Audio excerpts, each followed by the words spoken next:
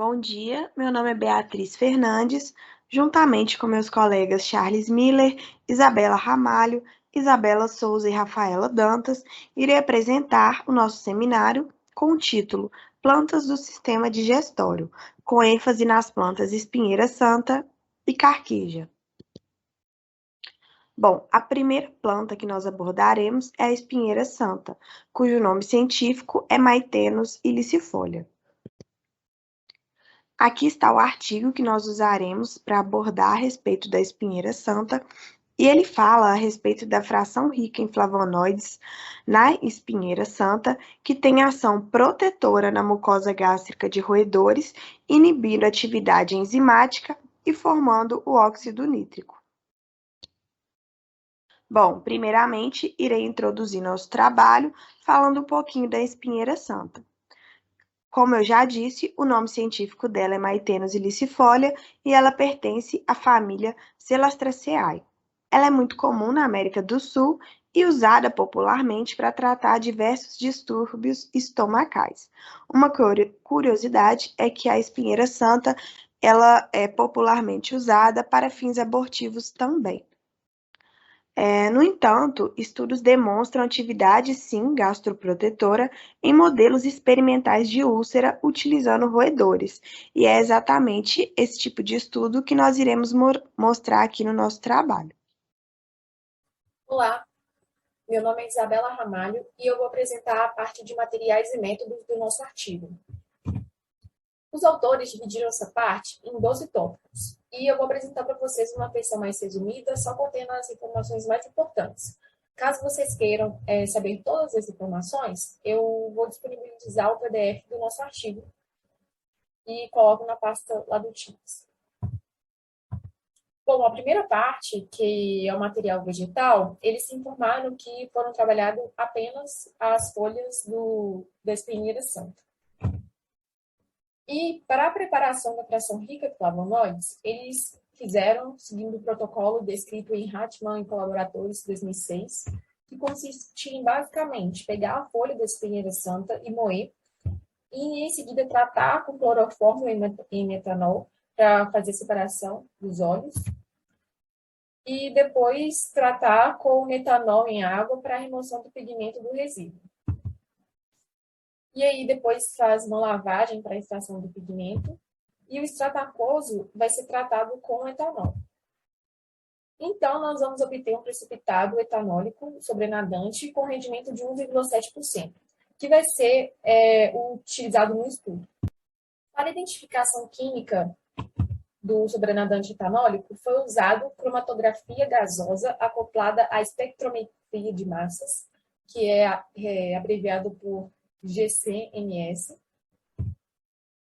A derivatização da fração rica em flavonoides foi feita com BS-TFA e piridina, e a extração dos derivados de trimetilcilil foram feitas com CHCl3 e também foram analisados por GCMS. Os autores informam também que o TNS, galactitol, catequina e epicatequina foram identificados. Com relação aos animais, foram utilizados ratos fêmeas e camundongos suíços fêmeas, que foram mantidos sob condições laboratoriais padrão e alimento e água à vontade.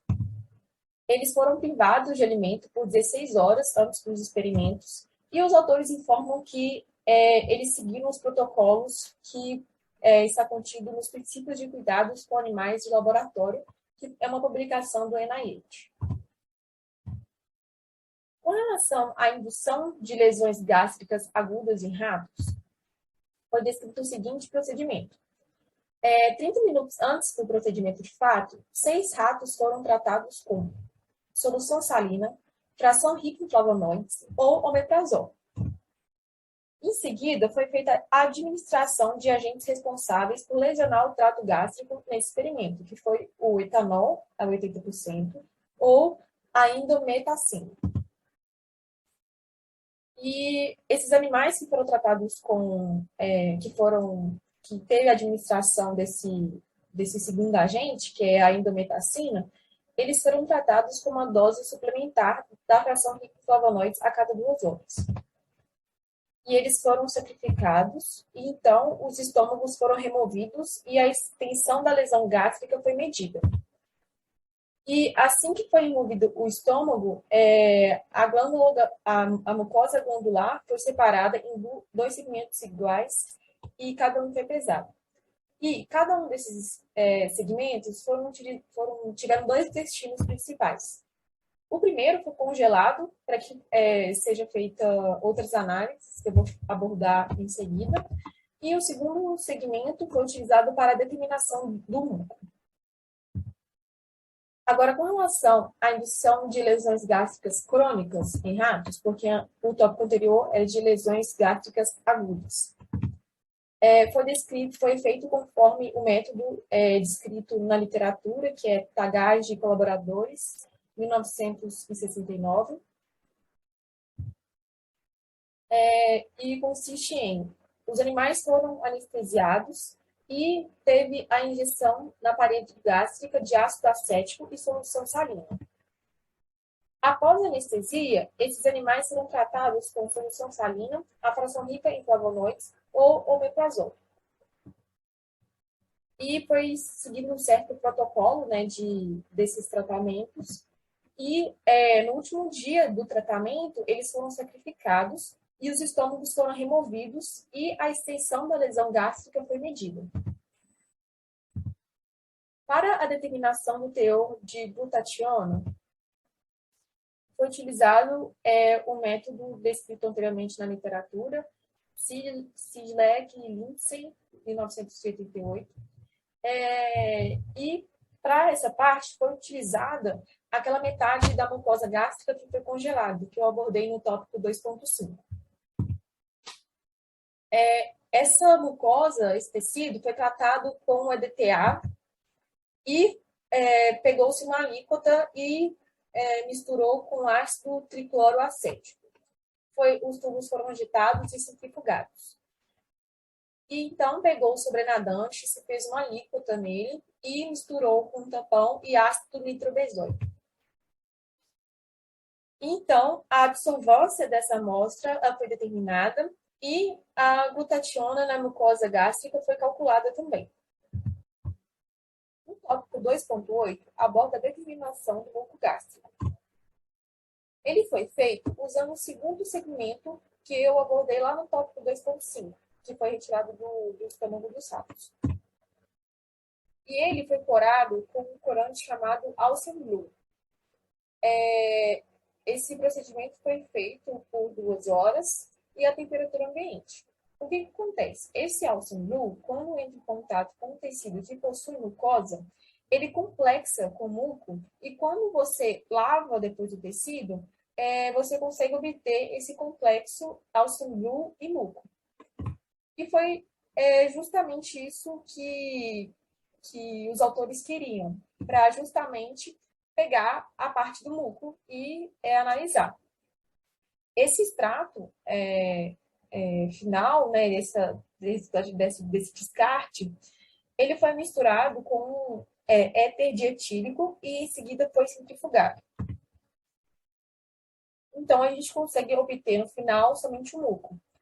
E a absorvância foi determinada e a quantidade de muco foi calculada usando as curvas padrão de Alcem Blue. Em relação à indução de hipersecreção por ligação do piloro, foi feita uma ligadura do piloro de acordo com o método de Chá e colaboradores, feitos em 6 ratas em jejum, sob anestesia com éter. E então foram administrados solução salina, fração rica em flavonoides ou omeprazol.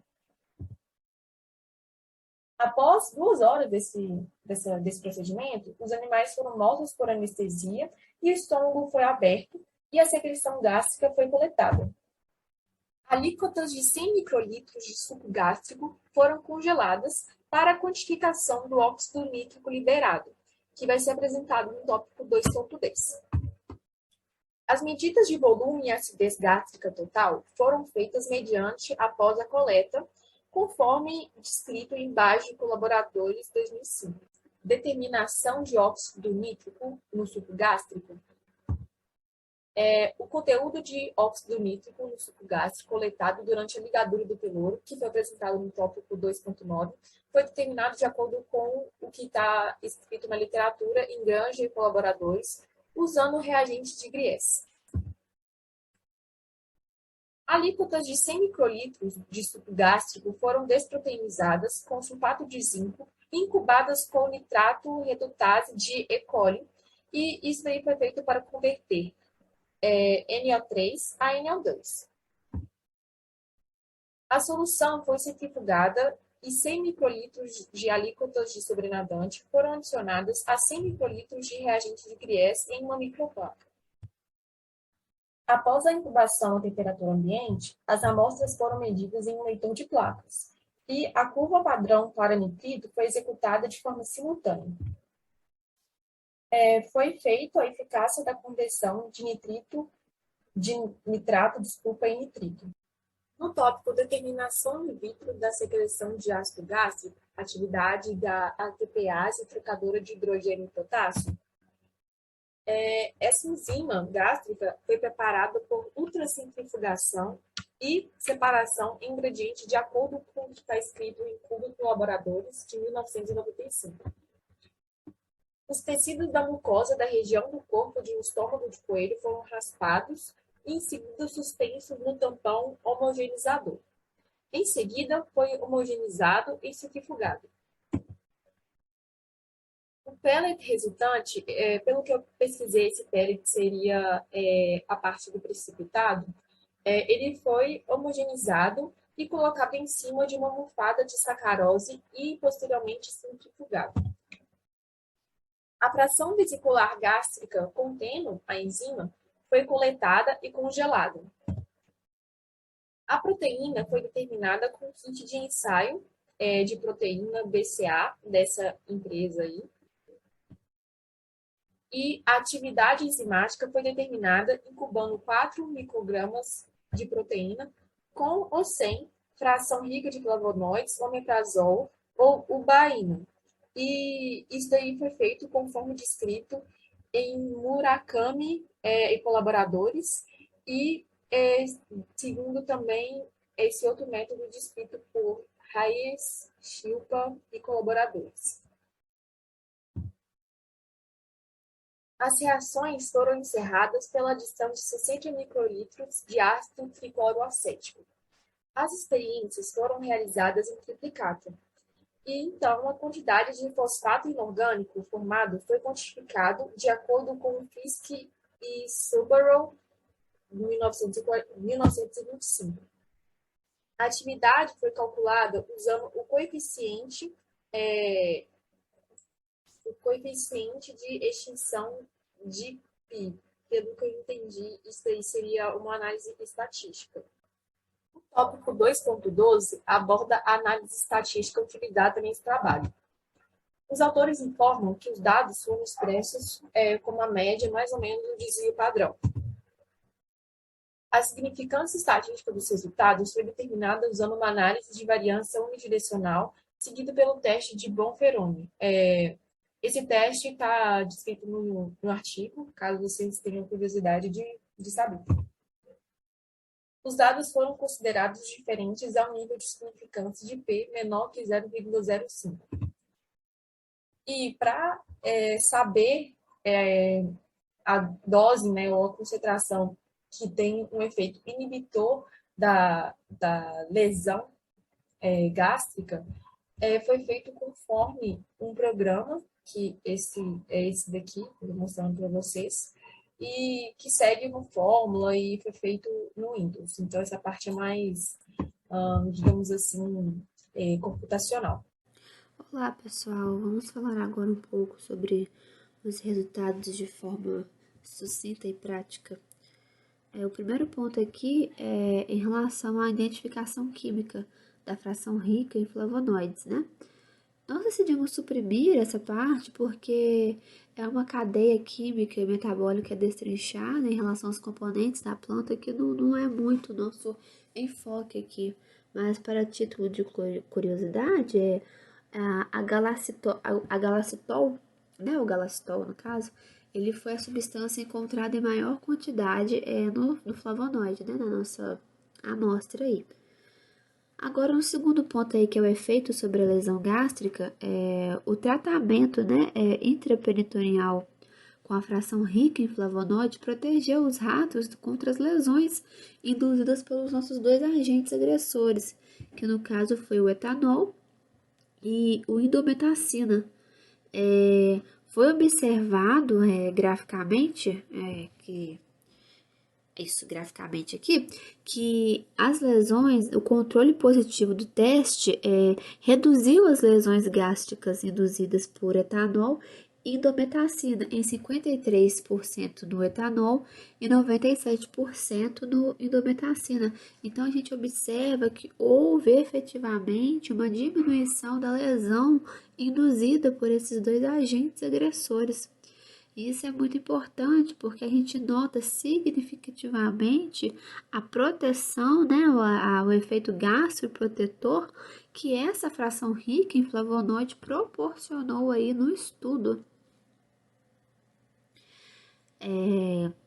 Sobre o efeito, né, sobre a secreção do ácido gástrico, a gente pode dizer que a hipersecreção induzida, né, pela ligadura do piloro foi reduzida de forma dose dependente, né, pela administração da fração rica em flavonoide. Então, observou-se que o volume secretado foi reduzido em 35, 47 e 43%. A acidez total foi reduzida. E esses números que eu acabei de falar para vocês são relacionados a essa tabela aqui, porque eles usaram, né, substâncias diferentes junto com o nosso composto flavonoides e junto com o nosso controle positivo, que é o omeprazol. E eles observaram que chegou-se a uma proteção eficácia, né, de 43% de proteção gástrica aí, né, relacionado ao uso, né, da fração rica em flavonoide. Então, observou que a quantidade de óxido nítrico secretado, né, para o suco gástrico foi diminuída graças a essa fração rica aí em flavonoides. Então, é um grande avanço, né, essa observação. Então, observamos que a quantidade de óxido nítrico secretado, né, pelo suco gástrico foi diminuída. Sobre os efeitos, né, do conteúdo do muco e da glutationa na mucosa gástrica após a lesão, foi observado que houve dois tipos de administração, um por via oral e outro por via intraperitoneal. E o que acontece? Eles observaram que a administração oral reduziu 17 a 21% da secreção do muco e da glutationa. Já na administração intraperitoneal, não foi observado redução na quantidade de muco ou glutationa produzida ali, né, no estômago ali do roedor. Então, justamente essa tabela comprova isso que eu acabei de falar com vocês, porque ela diz a respeito do efeito da fração rica em flavonoides sobre a quantidade de glutationa e muco, né, em ratos com lesão gástrica induzida. Então, nessas duas administrações, nós observamos essas duas diferenças. Em segmento, vamos falar agora sobre a discussão do artigo. Nesse estudo, né, foi mostrado que a fração rica em flavonoides, ela protege, né, efetivamente os animais das lesões gástricas crônicas, agudas, induzidas experimentalmente, né, que parecem estar correlacionadas pela inibição da secreção do ácido gástrico.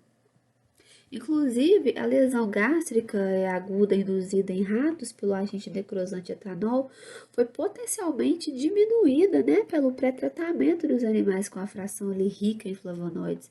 É importante lembrar aqui que o etanol é um agente necrosante muito conhecido, né, que destrói a barreira do muco, aumenta a permeabilidade vascular, entre outros fatores que contribuem para a sua ação destruidora.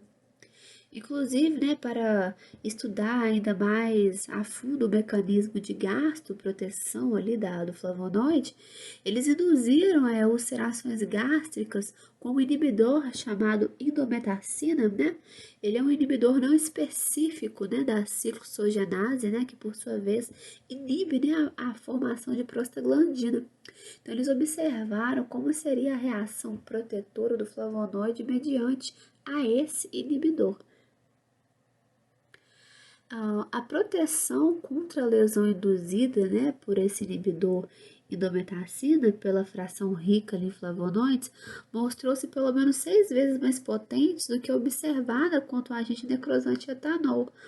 Então, ou seja, eles notaram que a proteção do flavonoide em relação ao agente indometacina foi muito maior do que o etanol. Então, eles entenderam que há um envolvimento no sistema cicloxogenase da prostaglandina no mecanismo gastroprotetor ali da fração, né, dos flavonoides.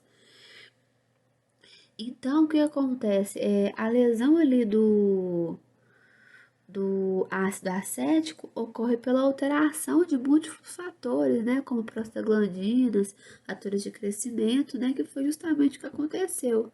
E com isso fica claro que a inibição da secreção de ácido gástrico pelos flavonoides está desempenhando um papel importante nas propriedades gastroprotetoras da espinheira santa. Então, eles estão estudando que plantas semelhantes a ela têm um bom potencial, né, de atividade anti-ulcerogênicas. Outro ponto aqui é que foi constatado, então, né, por final, que os resultados, né, indicam que a fração rica em flavonoides, elas induz, né, seus efeitos gastroprotetor pela inibição, né, da secreção do ácido gástrico, né, que parece ocorrer devido tanto à inibição do H+, do K+, né, da ATPase gástrica, quanto à modulação do óxido nítrico ali também formado. Então, ela desempenha um papel favorável de gastroproteção, né, aí na mucosa dos roedores.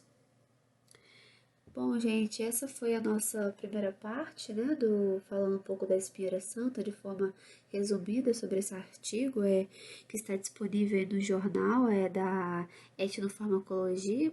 Essa é a nossa referência aqui da primeira parte. Segue então com vocês a segunda parte. Olá, meu nome é Charles. Vou falar com vocês hoje sobre a carqueja e um pouco do seu benefício para o sistema digestório. O artigo que vamos apresentar se chama Ações antissecretoras do extrato aquoso de Baccharis strimeri e compostos isolados, análise dos mecanismos subjacentes. Esse artigo foi desenvolvido por pesquisadores da seção de produtos naturais do Departamento de Farmacologia da Universidade Federal de São Paulo e foi publicado em 2011 na revista de Etnofarmacologia. Bem, a Baccharis strimeri, popularmente conhecida como carqueja amarga ou então simplesmente como carqueja, é uma planta muito utilizada na medicina popular para tratamento de distúrbios no sistema digestório.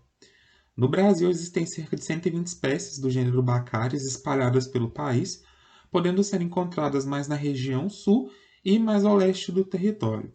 O preparo geralmente é feito por meio de infusão e decocção.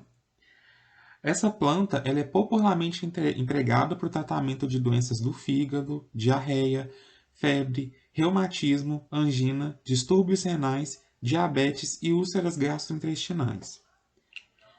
A Baccharis strimeri apresenta algumas atividades cientificamente comprovadas, como antinociceptivas, anti-inflamatórias, antihepatotóxica, antidiabética, antioxidante, antimutagênica, antimicrobiana, antihemorrágica e há indícios também de que ela seja antiproteolítica, contra venenos de determinadas espécies de cobra.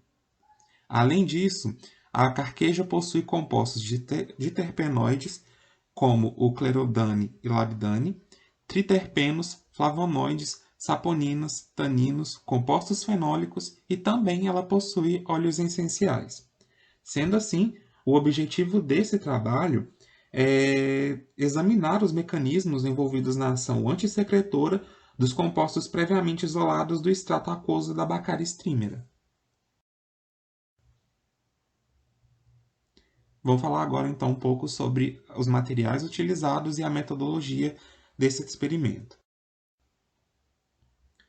Bem, o material vegetal para o projeto ele foi cultivado e obtido na Universidade Estadual de Campinas, sendo o extrato aquoso, então, preparado a partir das partes aéreas da planta, utilizando-se água quente e depois concentrado a vácuo e liofilizado, obtendo um rendimento de 12%.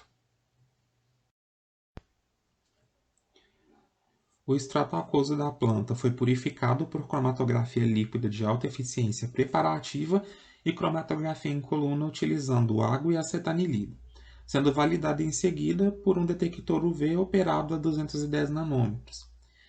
Com rendimento de 10 frações após a purificação, os compostos químicos do extrato aquoso foram isolados com a aplicação novamente de cromatografia líquida de alta eficiência e identificados por análise espectral. Para os ensaios desse trabalho foram utilizados camundongos F1 do Biotério do Instituto Nacional de Farmacologia da Universidade Federal de São Paulo. Esses animais foram criados sob temperatura controlada, com livre acesso a comida e água, sendo privados de alimentação cerca de 15 a 18 horas antes dos experimentos.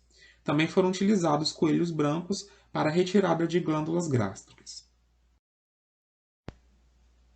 Durante a condução do estudo, alguns produtos químicos e fármacos foram utilizados, sendo os principais deles a colagenase, o omeprazol, ranitidina e a aminopirina marcada com carbono 14. Vale ressaltar que alguns deles foram utilizados para preparo de tampão e meio conservativo, enquanto outros tiveram a atividade avaliada nos experimentos. Bem, nesse experimento, os camundongos em jejum foram tratados por gavagem de água com extrato aquoso da carqueja e também com ranitidina positivamente controlada. As úlceras gástricas foram induzidas por estresse por contenção a frio a 4 graus. Após a indução, os estômagos foram dissecados e examinados. As lesões na mucosa foram analisadas e mensuradas observando-se o índice de dano da mucosa, que leva em consideração a perda das pregas mucosas, descoloração da mucosa, edema ou hemorragia e também o tamanho do dano. Já a ligadura do píloro foi realizada com os ratos anestesiados.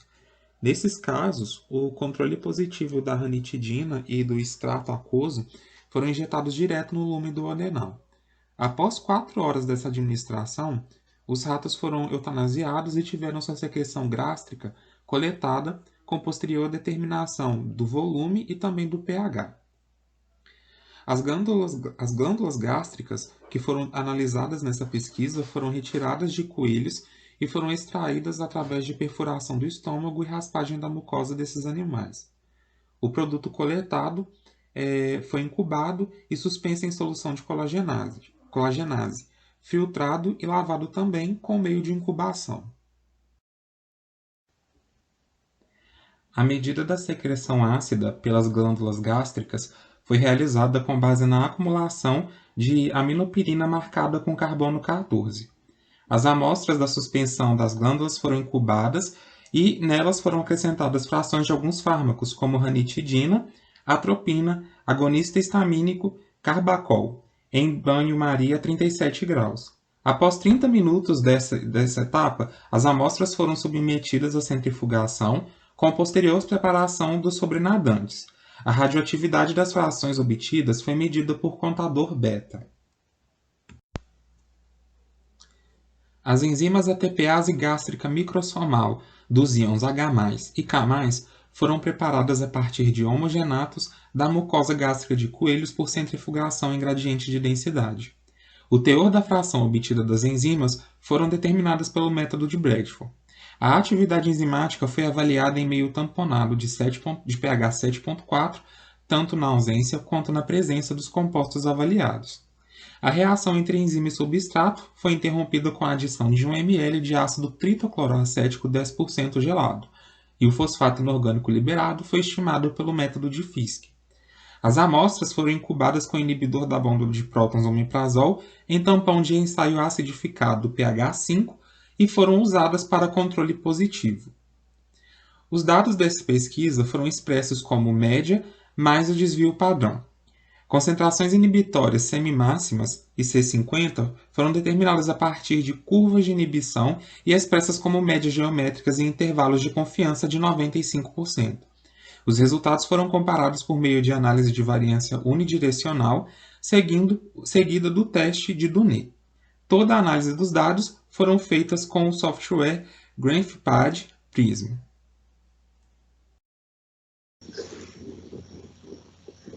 Boa tarde, eu me chamo Rafaela e eu vou apresentar os resultados e discussões e as conclusões.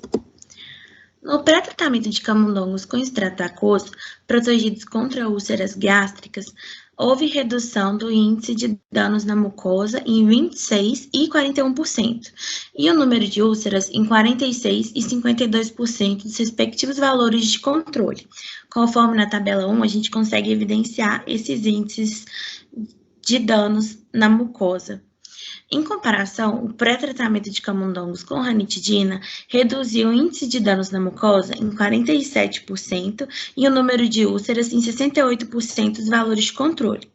Em camundongos ligados ao piloro, a injeção intraduodenal de extrato aquoso reduziu o volume em 20% e 50%, e a acidez total da secreção ácida em 34% e 50% dos valores de controle após 4 horas. O pH da secreção coletada não foi alterado significativamente com nenhuma das doses. Esses resultados indicam que a atividade antiúlceras de Baccharis trimera no extrato aquoso está relacionada à inibição da secreção ácida. Em glândulas gástricas de coelho isolados, a incubação com histamina 1, 10 e 100 molar aumentou a captação de 14C-aminopirina, de maneira relacionada à concentração em 119, 193 e 202 dos valores basais. Na presença de carbocol, o acúmulo de 14C-aminopirina nas glândulas gástricas não mudou a 1 molar, mas aumentou em concentrações maiores comparado ao valor basal. As frações F8, identificadas como um diterpeno 2, e F9, consistindo principalmente de flavonoides, diminuiu a captação basal de 14C-aminopirina, nas concentrações mais altas. A fração F10, que continha o diterpeno 1, com atividade relaxante do músculo liso, não influenciou a captação basal de 14C-aminopirina na preparação das glândulas gástricas. É importante a gente saber como é estimulada a secreção de ácido gástrico. Ela pode acontecer por 3 vias. A primeira é a liberação de histamina de células semelhantes a enterocromafins SL nas glândulas oxínticas. A segunda é pela estimulação por gastrina, liberada de células G nas glândulas gástricas pilóricas. A terceira é por aceticolina, liberada de células entéricas pós-ganglionares. E elas são mediadas também conforme suas respectividades.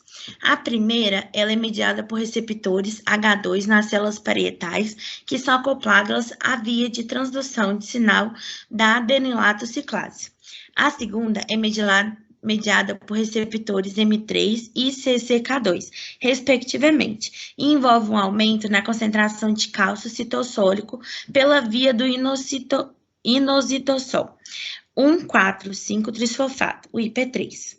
Já a terceira, ela é um pouco diferente, porque elas também estimulam indiretamente a secreção ácida, reduzindo a restrição exercida pela somatostatina nas células parietais e SL, liberando histamina a partir de SL, respectivamente.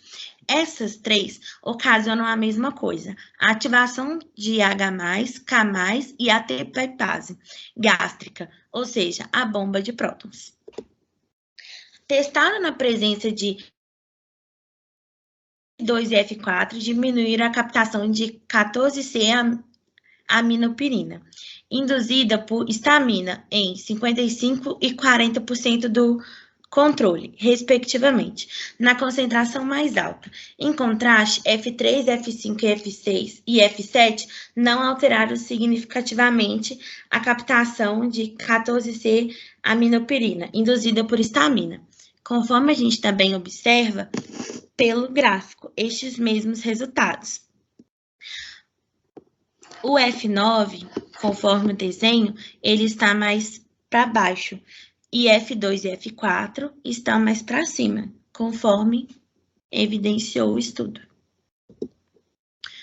Na mesma faixa de concentrações, F5 e F6 reduziram o acúmulo de 14C-aminopirina, induzido por carbocol em 40 a 45% do controle, enquanto F2, F3, F4 e F7 foram inativos, conforme também evidenciamos no gráfico.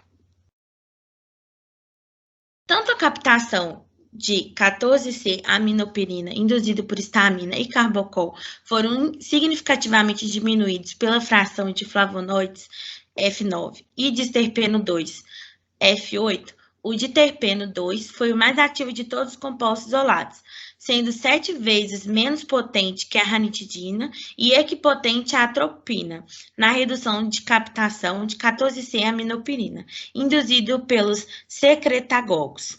Diferentemente, o diterpeno 1, o F10, foi ineficaz contra a captação de 14C-aminopirina, estimulada pelos secretagogos. Em preparações de controle de vesículas de membrana gástrica de coelhos, a atividade de H+, K+, mais ATPase, determinada na presença de ATP, foi de 29,0, mais ou menos 1,0 mol PI por miligrama de proteína por hora. A incubação de diterpeno 2 diminuiu a atividade da enzima em 20% do controle na concentração mais alta, enquanto a fração de flavonoides foi inativa. Quando testadas nas mesmas concentrações, nenhuma das frações restantes afetou significativamente a atividade da H+, K+, mais ATPase in vitro, exceto F7, que diminuiu a atividade da enzima em 20 a 30% em todas as concentrações, indicando uma ação não específica.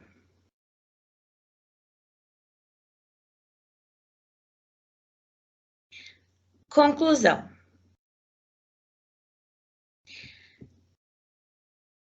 A carqueja apresenta constituintes ativos que inibem a secreção ácida por atuarem predominantemente na via regulatória colinérgica. O extrato vegetal também contém constituintes que exercem inibição moderada da via regulatória e estaminérgica da secreção ácida, bem como da H+, K+, mais ATPase gástrica.